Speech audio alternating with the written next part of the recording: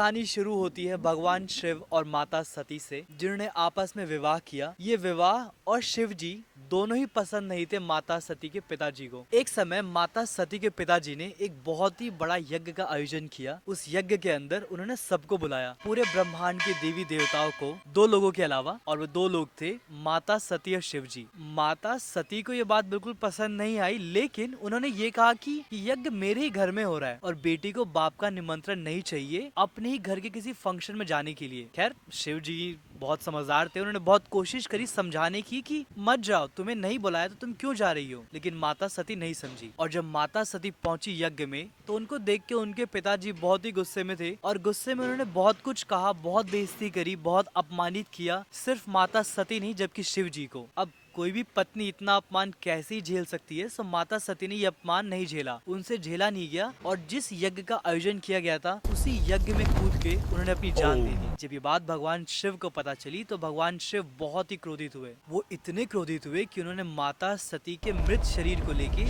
पूरे ब्रह्मांड में घूम घूम के तांडव करना शुरू कर दिया। अब ये एक थ्रेट तो था ही दुनिया के लिए, पूरे ब्रह्मांड के लिए। सो वो जो भगवान जिनके पास चक्र रहता है, भगवान विष्णु, उन्होंने उसी चक्र से माता सती के शरीर के बहुत टुकड़े कर दिए। माना जाता है कुल 51 टुकड़े हुए थे और वो टुकड़े ब्रह्मांड में जहाँ जहाँ भी गिरे, खैर वो ब्रह्मांड के अंदर सिर्फ पृथ्वी पे ही गिरे और पृथ्वी में भी सिर्फ भारत के अंदर ही गिरे। और भारत में जिन जिन जगहों पे उनके शरीर के टुकड़े गिरे हुए हैं उन जगहों को शक्तिपीठ का नाम दे दिया गया है। और जैसे हमने डिस्कस किया कि भगवान शिव और माता सती आपस में रिलेटेड थे, सो जहाँ भी उनके बॉडी के पार्ट गिरे भगवान शिव का एक रूप हमेशा वहाँ पे होता है उनकी रक्षा करने के लिए। और ये बात अलग है कि माता सती का फिर रीबर्थ होता है एज माता पार्वती और आखिरकार वो दोबारा विवाह कर लेती है भगवान शिव से।